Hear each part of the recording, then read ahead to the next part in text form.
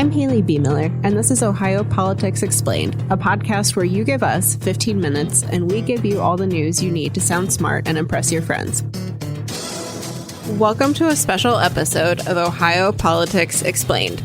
Today, we're chatting with longtime Representative Bill Seitz, who is retiring this month after 24 years at the Ohio State House. Seitz had his hand in countless laws over the past 2 decades and managed to make people both love him and hate him at the same time. Thanks for being willing to come on OAP. I appreciate it. Sure. Happy to do it. Yeah. So you've obviously been in the legislature for a while now. Why did you feel like now was the time to retire? Well, I did not feel that now was the time to retire. The voters of Ohio some 30 years ago decided it was time for me to retire when they established term limits.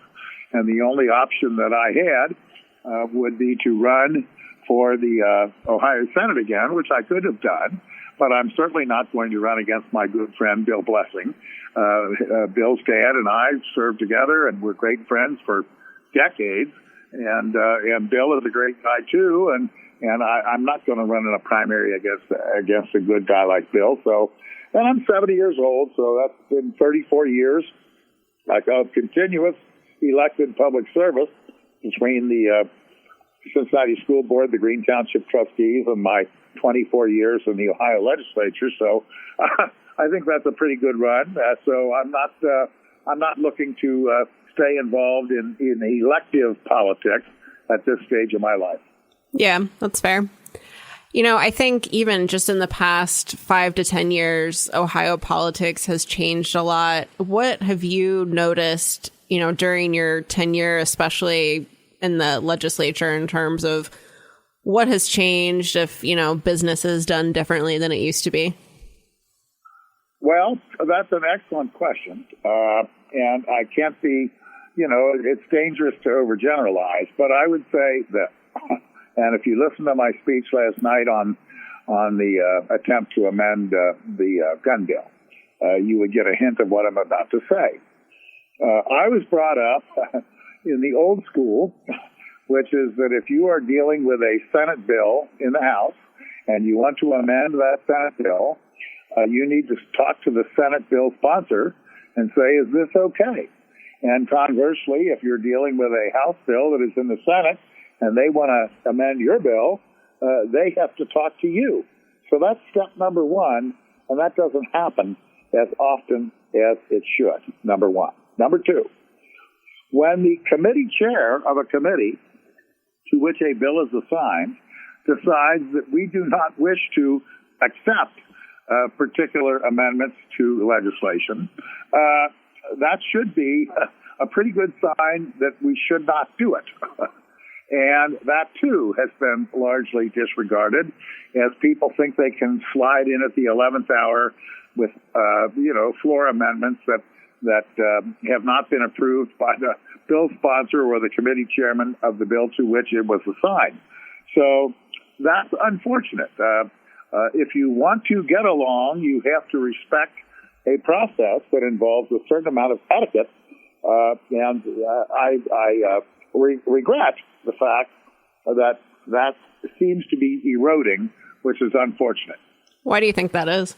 Well, I think I blame a lot of it on term limits because we have a constant stream of new people coming in that have not had the opportunity to learn the ropes, and frankly, they're on a limited time schedule. I've got to go up or out within 8 years. They don't really intend to make a career out of being a public policy legislator. Too many of them are looking for an opportunity at the first instance to get their name in the papers a lot and become a congressman or a statewide elected official or something further up the food chain. And God love them. But when you are operating on that mentality, you are looking out more for your own future well-being than you are concerned about the institution and about what we're trying to do as an institution, as a team. Yeah. You know, and in terms of what the institution tries to do and policy making, you've had a lot of different issues that you've focused on over the years. Is there any one particular bill or a series of bills around a particular topic that you feel like you're most proud of or feel are the most significant? Well, you hit the nail on the head when you said that I've been in a lot of things, involved in a lot of things over 24 years. I would say there's 4 areas of law that I've been particularly active in. Civil justice, which is largely tort reform, which is something I'm very proud of, that we did most of that between 2001 and 2004 and had all of our 24 bills that the House and Senate passed on that subject upheld by the Ohio Supreme Court, whereas the court had previously struck down attempts by the General Assembly to effectuate tort reform. I'm very proud of that.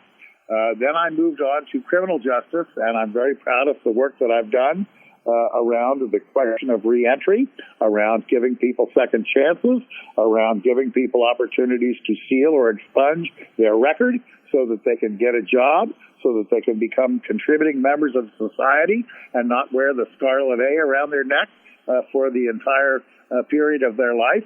And we've done so many bills in that area. It would be a very long podcast if I were to detail them all, but they're great stuff. And then I moved on to election law. And you hear Mr. LaRose claim we are the gold standard of election law integrity in the country. He's right. He and I together worked on many, many reforms to Ohio's election laws that took care of a lot of the problems that occurred in other states where they do not have as stringent a level of controls as we do. So that was a labor of love for a number of years, from roughly 2011 to 2016. And then finally, I've been always involved and interested in energy and public utilities. That would be my regret, because there was a lot more that I wished we could have done in that space. And particularly now that Donald Trump has been elected president, I think there will be great opportunities to get back to the business of building power plants to supply electricity to a world that desperately needs electricity and is running out of electricity because demand for electricity is going sky high while supply of electricity is going down. And wind and solar have not been able to make up the difference because they are fundamentally intermittent resources.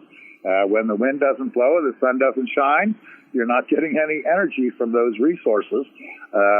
So anyway, there was a lot more we could have and should have done around that question, but we haven't done. So that's a bit of a regret, but it's certainly been an area of interest. And one thing I want to say too, Haley, it's not always about this heavy lifting stuff. I'm pretty proud of some fun things that I've done over the 24 years. I was deeply involved in the sports betting law, where we brought sports betting to Ohio. That's been a success. I was deeply involved with Denise Treehouse, Democrat Denise Treehouse, in bringing the outdoor refreshment area concept to Ohio, where people can take their drinks outside the bar and enjoy them on a nice spring or summer day out in a dedicated area for outdoor drinking.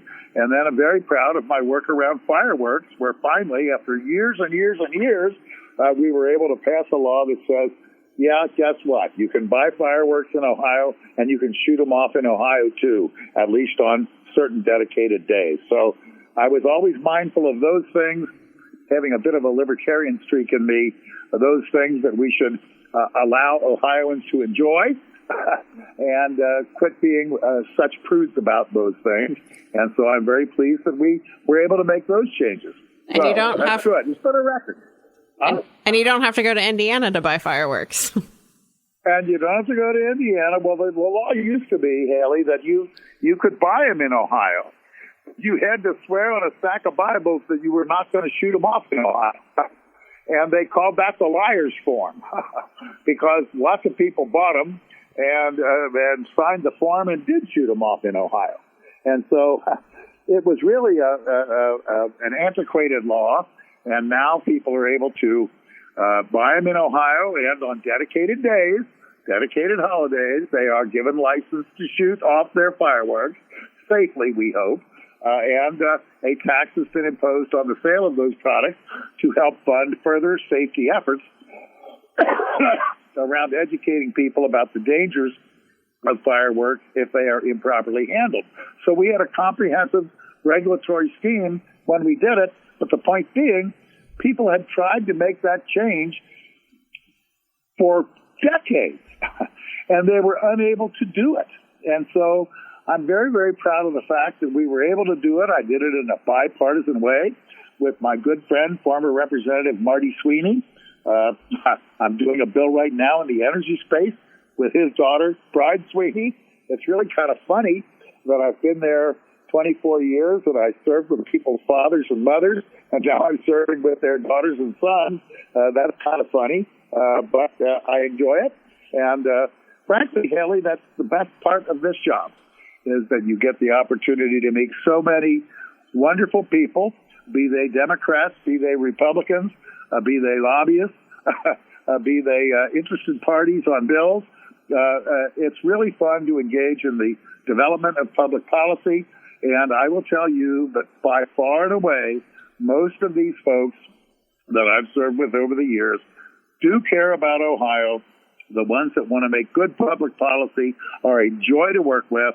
And I hope we continue to produce a good crop of those folks as we move forward. You mentioned that you've done a lot of bipartisan work, and, that's definitely true. I think anyone who has watched your career is aware of that. How have you kind of balanced that with, at times being on the opposite side of more controversial issues that may frustrate people, such as same-sex marriage or, statute of limitation reform, especially for, child sex abuse? Tort reform. Yeah. Right. Well, there are some issues where Republicans and Democrats do not see eye to eye. That would include tax policy, abortion policy, some of the cultural issues.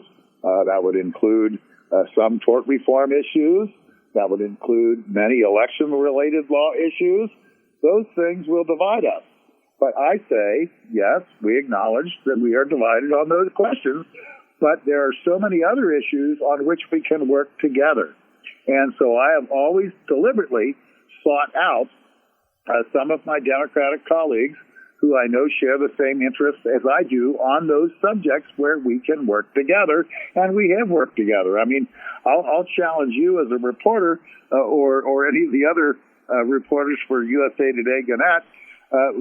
Look at the record of this General Assembly, and I don't think you will find anybody in the entire Ohio House who has introduced more legislation with a Democrat joint co-sponsor than me. And that's been a very intentional act on my part. I know that there are some of my colleagues that say, why are you doing this, Seitz? You're making peace with the enemy, and we shouldn't do anything that the Democrats want to do. And I'm like, no, you're wrong. I mean, we can disagree respectfully on major issues, but we should then try to make it up to them by saying, okay, but we agree on this, and so let's do this. And that way you maintain a certain amount of decorum and mutual respect for folks of different views than you. Do you feel like that's helped you get more done in the legislature, or has it not been about that necessarily? Well, it's really not so much about getting stuff done as it is about building an attitude and an environment where one party looks at the other party and says, gee, you really don't have horns and a forked tail, okay? When you work together with someone, it's very hard for them to then turn around and excoriate you because they would say, look, we disagree, but at least the guy has got some redeeming qualities. And so that's why I think we all need to be intentional about trying to find common ground on those issues where we can find common ground. That doesn't mean selling out your principles. That doesn't mean, I'm pro-abortion. That doesn't mean I'm against tax cuts. That doesn't mean I oppose universal school choice. It doesn't mean any of those things. But it does mean that while I take those conservative positions, I also am willing to take positions on issues where there's really not a conservative or a liberal way to do it, but rather just a solid way to do it. And one example of that, I think, is the work I've done around infrastructure. supplying more money to our local governments for infrastructure improvements. It's common knowledge that there's not a Republican way or a Democrat way to build a bridge or fix a road. But the one thing that's in common is they need money to do it.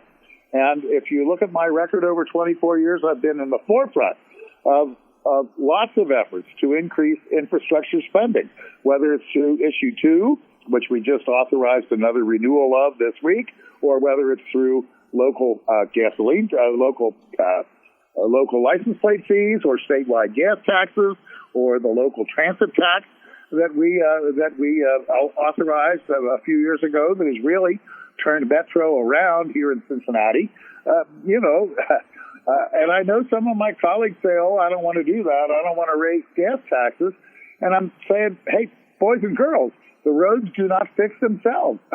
We have to invest in our basic infrastructure if we want to be a state that attracts business, a state that is a good place for folks to get to and from where they need to go. And so I have steadfastly stood up for those kinds of issues, even if it means that people are going to have to cough up a few more shekels in order to make this work. Yeah. You were obviously a big proponent of House Bill 6 and a staunch defender of former Speaker Larry Householder, still are today. Can you just talk about your thoughts on that, given everything that we've seen happen with the fallout at First Energy and, Sure. Of course, the conviction against Householder? Well, sure. I mean, number one, the charges of which he was convicted had nothing to do with me. In all these years, I have never been interviewed or talked to by the FBI or the U.S. Attorney or anybody. So lay that aside.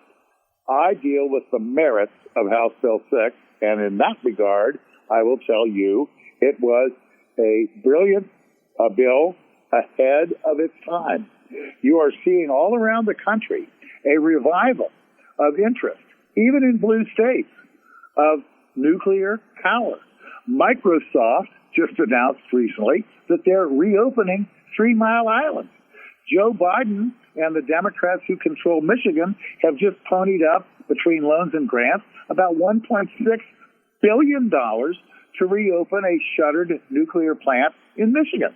People are realizing that nuclear is really a good carbonless way of producing electricity.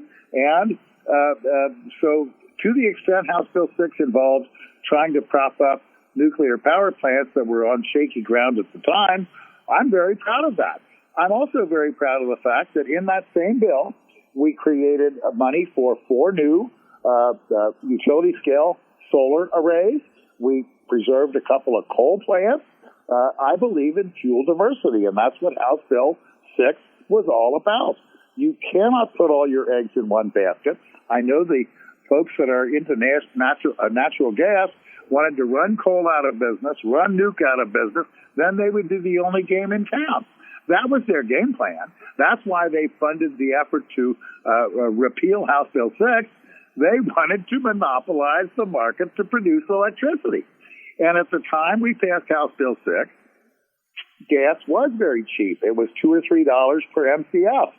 But I predicted accurately that in a very short time after we passed House Bill 6, gas prices rose to $8 or $9 per MCF. And then, thank God, we had nuclear and coal around to at least supply some of our electricity needs. The fact of the matter is you need a diverse source of fuels with which to make electricity. You should not put all your eggs in one basket. I support gas. I support coal. I support nuclear. I think there's a place for wind and solar. I have solar on my roof, for example. However, until we solve the intermittency problem, which means when the wind doesn't blow and the sun doesn't shine, you don't get any energy from those resources. Until we solve that problem with batteries that are capable of storing the energy when the wind does blow and the sun does shine, until we're able to develop those things in a cost-effective manner, it would be foolish in the extreme to put all of our marbles on wind and solar. Because in those circumstances where wind and solar do not work, you have to have that baseload thermal power plant. What do I mean by that? That's coal, that's nuke, that's gas. You're still going to need those baseload plants, even if you rely on wind and solar. So, I've been something of an expert on this subject, worked on it for a long, long time. My friend Dick Stein has learned the ropes very well. Chairman Hoops has learned the ropes very well. There's a small select number of us that are willing to dive into the complexities of utility law and are trying to make our colleagues understand just how important this is. When the power goes out, people all of a sudden say, how in the hell did this happen? And what I'm trying to do is avoid the power going out by planning ahead. Yeah. Recognizing, of course, that you are not an advisor to a President-elect Trump, do you think there's a case at all for pardoning Householder? Well, I believe, look, I don't think the sentence was correct. I think 20 years is ridiculous, all right? The fact of the matter is, Larry Householder, even under the government's theory, only benefited to the extent that his consultant, Jeff Longstreth, gave him $400,000 or $500,000 to fix up his house in Florida. So they keep talking about a $61 million bribery scheme. Well, funny bribery scheme it was, because Householder himself only got $400,000 or $500,000, and that was not even from First Energy. That was from his consultant, Jeff Longstreth, who, by the way, made about $4 or $5 million in consulting fees on the whole deal. So 20 years is ridiculous, in my opinion. The other thing that he was not allowed to explain at the trial, which he should have been allowed to explain, is this. Why would anyone spend $61 million to guarantee passage of a bill through the Ohio House of Representatives when you also had to have that same bill pass the Ohio Senate and get signed by the Ohio governor? And yet there was no allegation, nor should there have been, that there was anything improper with respect to the Ohio Senate or the governor. So the whole government theory made no sense whatsoever. You would not spend that kind of money to get 1/3 of a bill through, one chamber out of the three that need to be involved in passing the bill. And then finally, as I said, on the merits, the bill was a very sound bill. And the judge would not let Householder talk about that either at his trial. I was called as a witness for Householder, okay? And the judge went out of his way to restrict my testimony as much as he could to not allow me to expound upon why the bill itself was good public policy. So, will that result in a pardon? I have no idea. I am not. Fair enough. I don't know Donald Trump. I've never met him. He just pardoned, Biden just pardoned Jimmy DeMora today, who is another corruption defendant that got an exorbitant sentence. He's a Democrat, and Biden pardoned him. So I think you're going to see a lot of pardons coming out of both Biden and Trump. And really, that's not such a bad idea. Our country needs healing. Our country needs to put the past behind us. Our country needs to quit being so vindictive to one another. And if that means giving people a commutation of their sentence, which is what Biden did for Jimmy DeMora today, or a commutation of Householder's sentence, which is what may happen under Trump, I don't know. I don't think that's a terrible thing. I really don't. Yeah. So, couple weeks, not even a couple weeks, a week or so left, and then you're done, and a new General Assembly will start in January. Is any advice for the new class or anything that you would like to see the legislature do differently or the same going forward? Well, I'm not. I don't have anything right off the top of my head. I think, frankly, when you offer that kind of perspective, people say, well, that's yesterday's news. So I am not going to presume to tell my the future General Assembly members how to do their job. I will echo what I've told you earlier in the podcast, which is there's a lot to be said for being respectful of the other side, for trying to find common ground where you can, for focusing on the details of an issue, for getting to be an expert about a few things rather than a generalist whose sole objective is to get your name in the paper. It's the age-old comment about, you want to be a workhorse or a show horse? That's really the question. And each member has to answer that question for himself or herself. I think we need as many workhorses as we can. As you know, I've never gone out of my way to issue press releases or hold press conferences, but I've always been willing to answer your questions when you call me. I just think when you live by the press release, you die by the press release. And I've never wanted to die by the press release, so I didn't live by it either. What's next for you?